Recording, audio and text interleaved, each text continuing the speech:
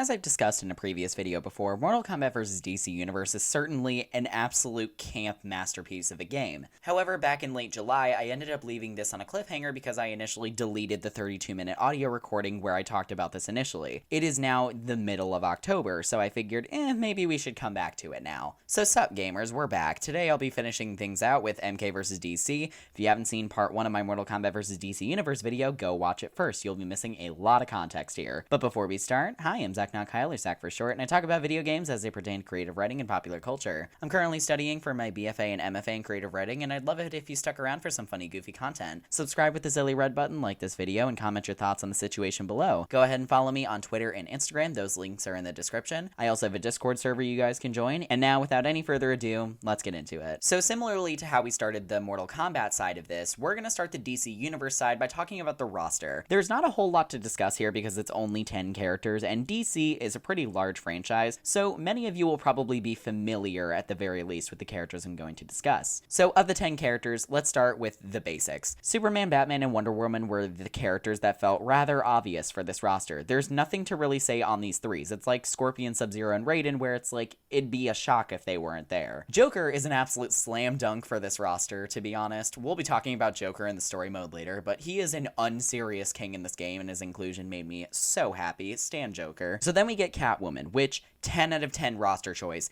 Catwoman made the story very fun, and I'm so pissed off that she wasn't heavily used or given a chapter in the story. Her costume is giving a little bit of Nina Williams vibes as well. I love it. So then we get Flash next. Flash and Captain Marvel are similar to Liu Kang in the Mortal Kombat side of the story. He's used a lot of the time to show the Rage's effects and not much else. I will say that Flash being here is slightly weird because of the similar imagery to Captain Marvel, which is actually referenced in the story though, and it's done pretty interestingly. We'll get there when we do. Deathstroke is the character who gets to receive the least utilized in the story, but seriously could have been interesting that they gave him the Time of Day award. The weirdest thing about him is that Deathstroke is one of the few characters who spoke with reason and understanding in the MK side of things, because him and Sub-Zero had that fun back and forth in Chapter 4, but here he isn't given a lot of time to be an important player. Don't get me wrong though, he is fire as hell. Lex Luthor is probably my second favorite character on the entire roster because of just how unserious yet critical he is of everything. He has my favorite line delivery ever. Joe Thomas played Lex Luthor and Captain Marvel in this, and his line delivery makes me so overjoyed when reviewing the parts with those characters. Fun fact, he's also done voices for Bendy in the Ink Machine and the Diablo games, so like, slay. Next is Captain Marvel. Once again, great voice work. However, the lines given for this character must have been some form of batshit. Like, the amount of random introductory screaming with Captain Marvel is just odd, honestly. I would have thought Joker would have been worse. Nah, Cap is worse. Regardless, he's used well in the story, and I do applaud the work that was put into his character. Green Lantern is a character I have pretty neutral feelings on. He feels both necessary and unnecessary, and I cannot understand why. Regardless though, the design and his story purpose is fairly standard, but his chapter is somewhat unhinged, and we'll get there in a minute. And lastly, Darkseid. Darkseid is fairly insignificant, and I think his design is fairly standard, and I don't have any gripes with him, really. And just like my MK side of this, let's talk about some characters I would have loved. Brainiac actually would have been kind of cool to see here, maybe Captain Cold as well, to sort of balance out Sub-Zero, maybe they have a fun interaction. But of course, we need to talk about Poison Ivy and Harley Quinn not being here, because if Harley was here, this game would have been so much more fun. Like, holy shit, please give me a version of this with Harley Quinn. I would go insane. But with the roster fully reviewed, my wish list explained, and me bracing for impact as DC Universe's story is about to crash land into my front yard, let's get into the plot, because oh my god, it's wild. So we start our prologue on the DC side with an overhead shot of Metropolis.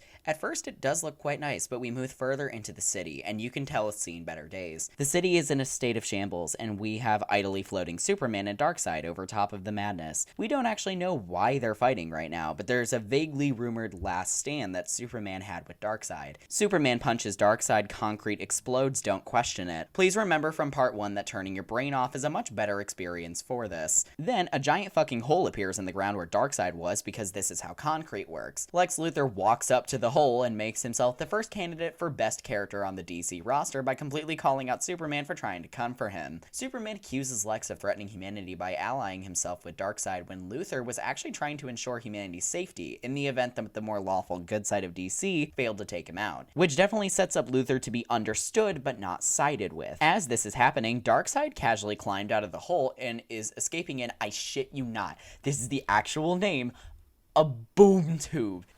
No fucking way. This portal is actually called a boom tube. I'm already gone, and we are 2 paragraphs in. Superman pulls the same dumb shenanigans that Raiden did in the last video and laser eyes him while in the boom tube, causing it to explode because what did you think was going to happen? Lex is amazed that they both didn't die, as am I. Cars flew away. How are these two perfectly intact? Superman then grabs Lex and takes him to a more secure jail than he was in originally to ensure Lex won't get out, and the prologue ends with me questioning what I questioned with Quan Chi originally. Why did the two men with very bald shiny heads not step to the side?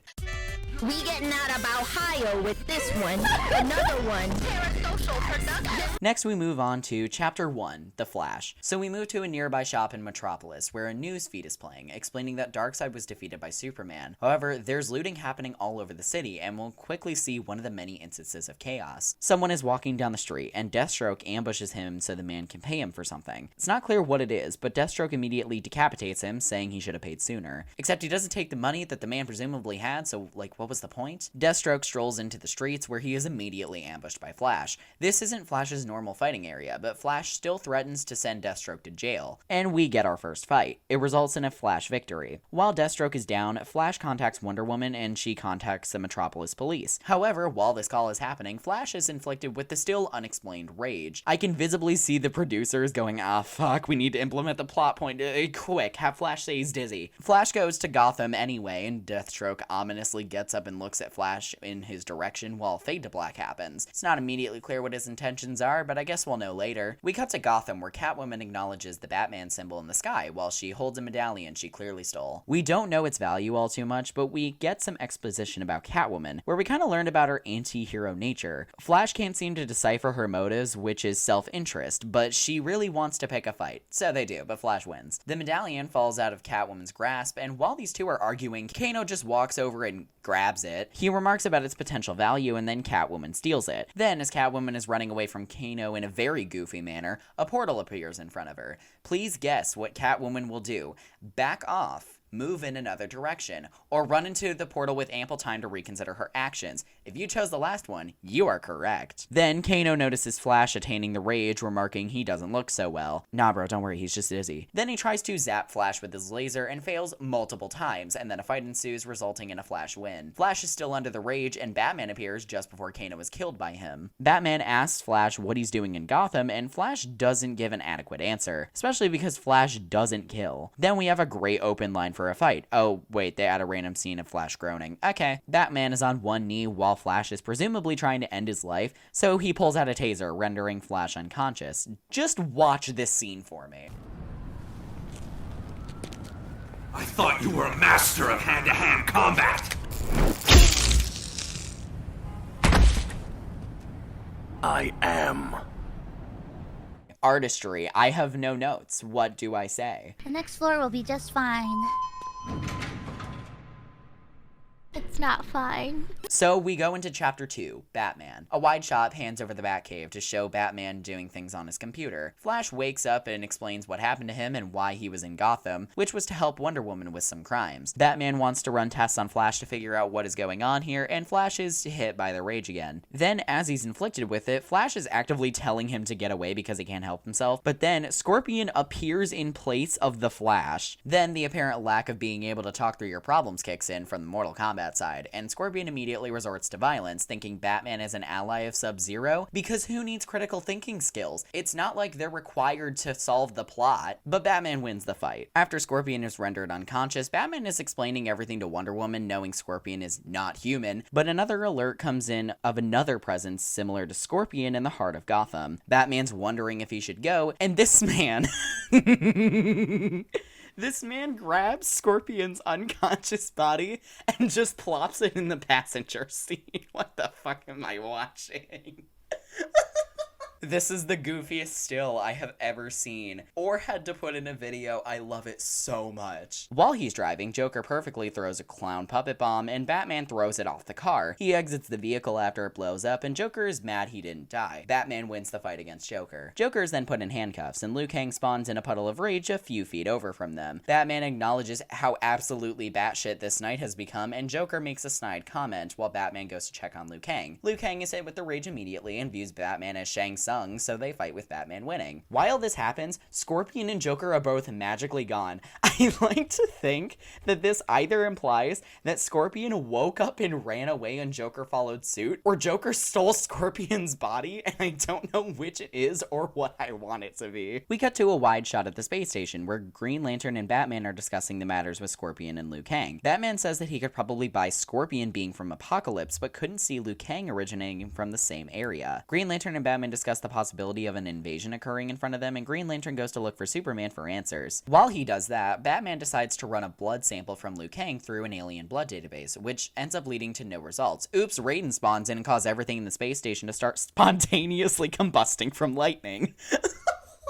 So Raiden asks Batman to release Liu Kang and then throws a lightning ball at Batman because fuck the previous sentence, I guess. Batman is actually trying to get answers out of Raiden and Liu Kang, and Raiden just won't do anything about that, and so they fight, which Batman wins. Batman and Raiden are still squaring off and waiting for one another to make a move. Raiden does this by circling around the space station to where Liu Kang is and teleports both of them out of there, which was actually kinda smart. Then Batman looks at the situation on Earth and is reasonably concerned, and then a newspaper asks the question we're all wondering. All of this is going absolutely haywire, and Superman is nowhere to be found. And Batman agrees, wondering where Superman is. And we head into the next chapter being given a wide shot of Superman's icy lair, and it's foreshadowed that he is here, but not able to be contacted. I was kidding when I said there's one chick in my chat. I was kidding! Chapter 3 is Wonder Woman's time to shine. Wonder Woman is contacted by Batman, who needs her help to find Superman, but Shang Tsung's island and the mascara are fused together in a weird merge. Shang Tsung wants Wonder Woman to leave and vice versa, so they end up fighting with Wonder Woman winning. After this, Shang Tsung's powers are seemingly spent, and he and his Tarkatan backups retreat into the other side of the island. Batman and Wonder Woman's conversation actually does give some insight into what we're witnessing. The merging with another planet is definitely real, but these two realms are actually occupying the same time and space because of the funky portal nonsense. Because of this, landscapes are merging, only separated by yellow energy rifts, as Wonder Woman describes them. Superman is still not reachable at all, so Wonder Woman heads to Metropolis to see if she can find him. Wonder Woman is in Metropolis, and Katana spawns in through one of the orange MK portals, seemingly from Outworld where she saw Darkhan. Wonder Woman thinks Katana is talking about Darkseid, and they start talking through their problems a little bit, but Katana is untrusting to Wonder Woman,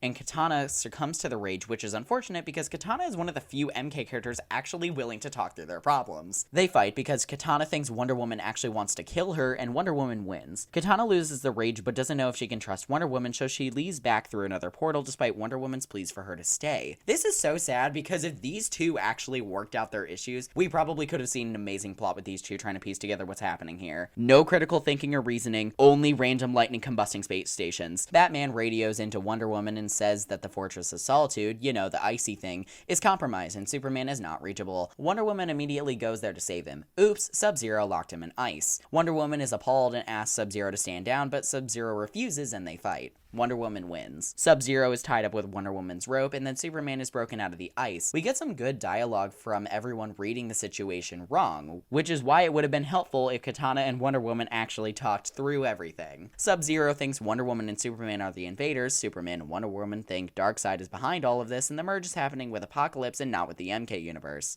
I love plot. Superman decides to go to Metropolis to figure out what's happening here, and right on cue, Green Lantern radios in and says that Captain Marvel is out of control from the rage. Wonder Woman then takes Sub-Zero to the space station with her as she juggles multiple problems at once here. Green Lantern is on the ground and Captain Marvel accidentally smites Green Lantern to another place. Green Lantern isn't killed, but he's not here, so Wonder Woman becomes Captain Marvel's new punching bag. They fight, but Wonder Woman wins. Then Captain Marvel is experiencing a whole lot of issues dealing with the rage and is visibly distraught before falling unconscious. Sub-Zero says he probably should have died, and Wonder Woman says that she won't kill her friends. Now Green Lantern is gone, and we lead into the next chapter where we learn where did he go. Wonder Woman's is actually one of the most normal chapters, honestly, and I have to give props for the writers for actually trying to have us piece together some things. Don't worry, it's going to get worse. There's gonna be blood, there's gonna be sweat, there's gonna be tears, There's gonna be cramping drama. hands and There's gonna be hand cramps, there's gonna be like locker room banter. So Green Lantern actually got transported to the home base for all of the Lanterns, where he's told the knowledge everyone else has. Lex Luthor and Catwoman girl boss this way into the scene, and we get some insight on what happened in Chapter 2 and 3 of the Mortal Kombat side of things, where Catwoman and Lex got their asses beat by Sonya and Jax. In the process, they escaped and called out the same thing that I called out back in my first video of their security being dog shit. Even the DC side understands how bad the security is.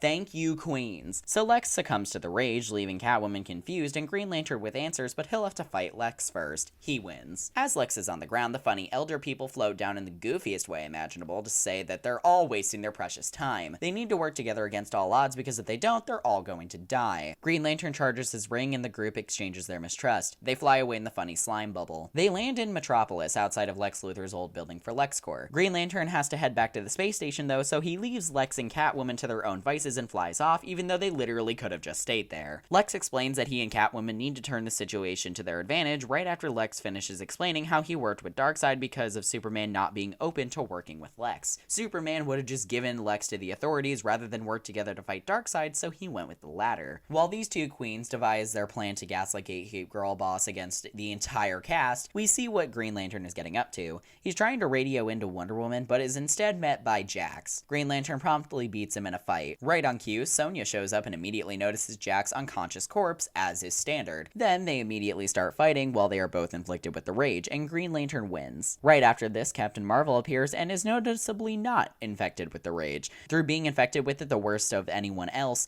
Captain Marvel figured out what is going on with his powers. Notice how the DC characters are actually good at piecing together what is happening in their story, while the MK characters dicked around until the end of Chapter 5, because what even is this story? Hey, speaking of Chapter 5, let's talk about Captain Marvel. Pippa, I'm gonna punch you in the, I swear to fucking God, can't you be fucking normal for once?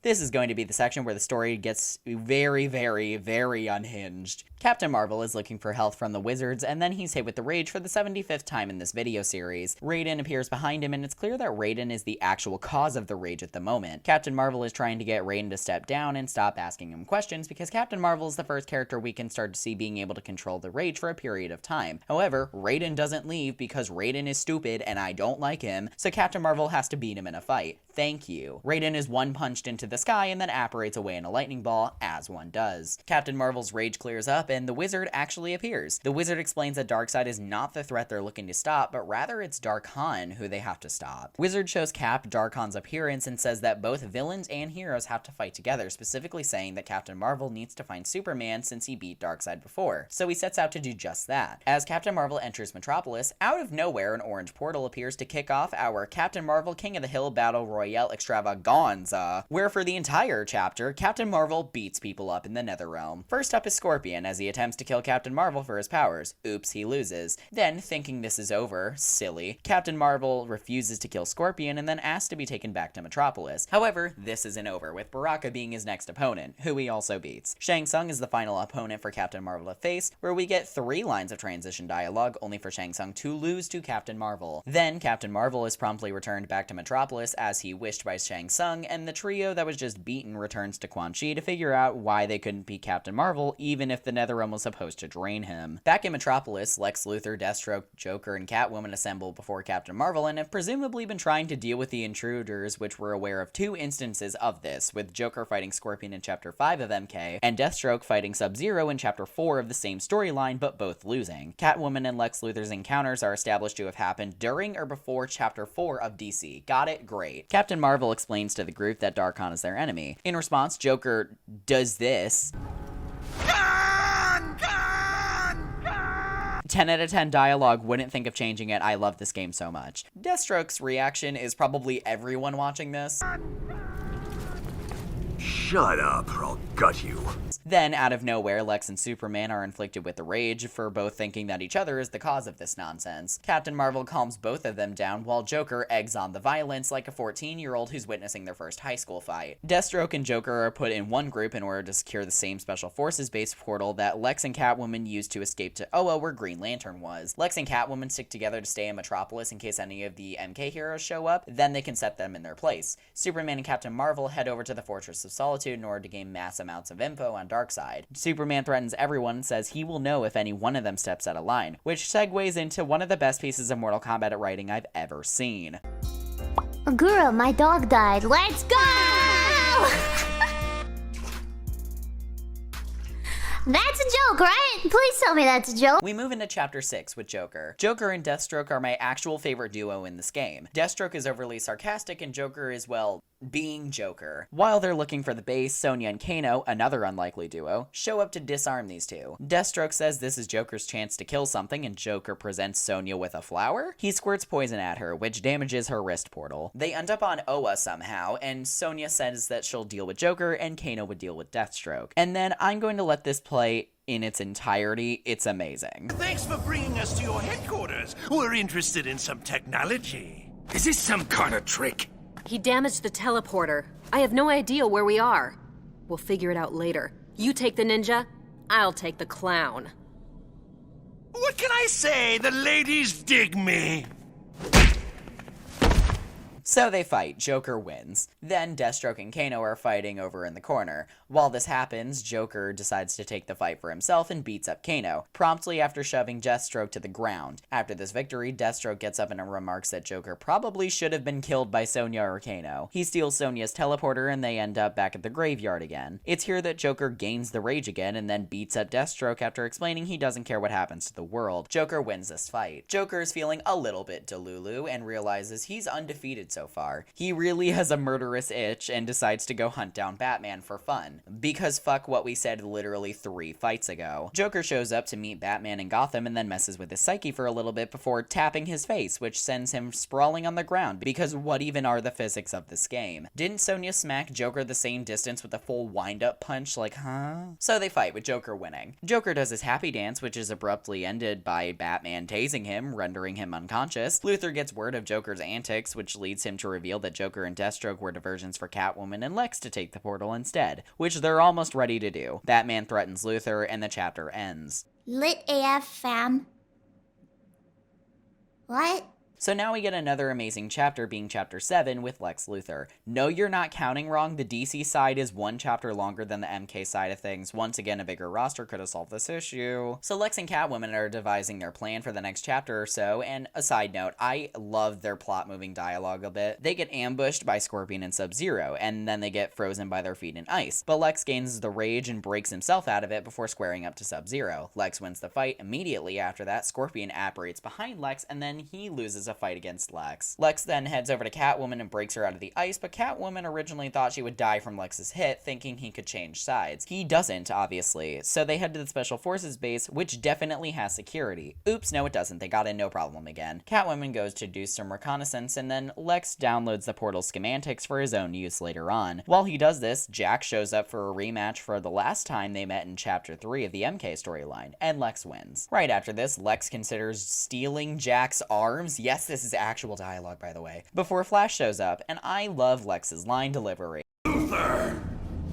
Flash, what have you done to Catwoman? Flash is clearly infected with the rage again, and he took Catwoman out. However, Lex is promptly able to shut him down before he meets the same fate. As soon as this fight ends, Catwoman is okay now, and Flash is as well. Joker and Flash are deemed untrustworthy by Batman due to their frequent rages, but Superman explains that they're all infected. Wonder Woman shuts down their bickering, and Lex opens the portal to Apocalypse. God, I love Catwoman's line delivery so much. Yay! We're all going to hell! And if you're not a good boy, we'll leave you there. Then they all head through the portal and gear up for battle with Darkhan because they actually know what they're looking for. Superman thinks something is wrong with Apocalypse, which is a given. Raiden and crew roll up on another questionably sized rock, and you'll notice if you listen to the dialogue here that there's conflict within the group that the MK crew might not be with Darkhan. Superman offers to talk to them, where Raiden just challenges them to a fight again because the MK cast still doesn't know what proper dialogue is because the edibles wore off in the writer's room, so they had to get a re-up. Captain Marvel gains a splitting headache as Darkhan shows up on a rock. This part stays the same and neither side wins the fight here. Now though, we're seeing the DC perspective of the problem with Superman, Luthor, and Batman being left standing. Sir, there is some extraterrestrial. You might want to leave. You might want to leave. I don't know what just happened. So now we hit Chapter 8, Superman. Superman and Lex are beefing while under the influence of the rage because Lex is entirely correct with every single point he makes. He basically says Superman caused all of this, which he did, foiled Lex's original plans to destroy Darkhan, which he did, and that Lex is called the supervillain unrighteously when Superman straight up doomed Earth, which he did. Because Superman's ego is hurt, they fight with a Superman victory being the result. And similarly to how the fighting was stopped by Liu Kang for Raiden, this time Superman and Batman have their big fight 8 years before the horrific movie where they fight a whole bunch was released. Then Batman threatens to beat the rage out of Superman, which he doesn't exactly succeed in doing, because Superman wins anyway. God, I hate this shit. Right after this, Batman talks down Superman from killing him and Luthor right then and there in an amazing dialogue that he has, which makes Superman lose the rage and lose his ego. Superman takes accountability for his actions and realizes that this is his fault at the end. He insists on fighting Darkhan alone, which Batman vehemently tells him not to do. He flies away anyway while Batman is annoyed, pretty rightfully so, and wishes him the best. Superman flies over to the fortress, and from here the story is basically the same. The only difference is that Superman wins the fight against Raiden, and Superman beats Darkhan with the cartoon blow-up effect that I love dearly. From here we see the DC universe return to normal, and the group is sent to Darkseid's throne room. On the bottom floor though, we see Shao Kahn, step on me, on the floor. Shao tries to throw an energy fist at them and fails, leading into the ending cutscene.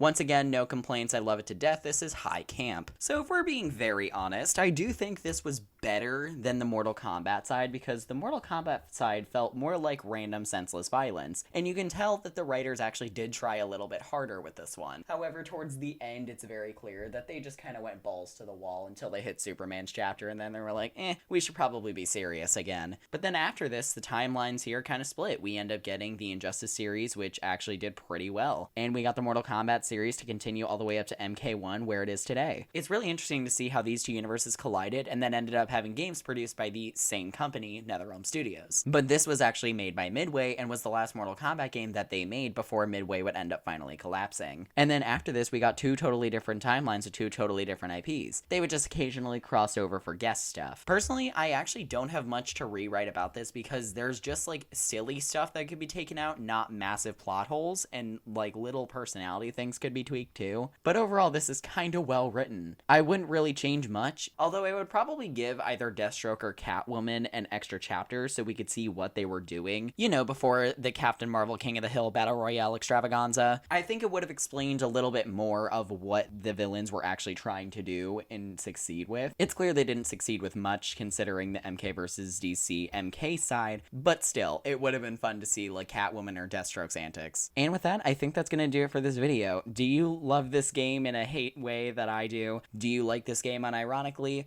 Is there a favorite character you have? Favorite character that you like to see play out in story mode? Least favorite character? Let me know in the comments below. And with that, I'm gonna go get some visual novel assets done for my next stream. Bye, sis.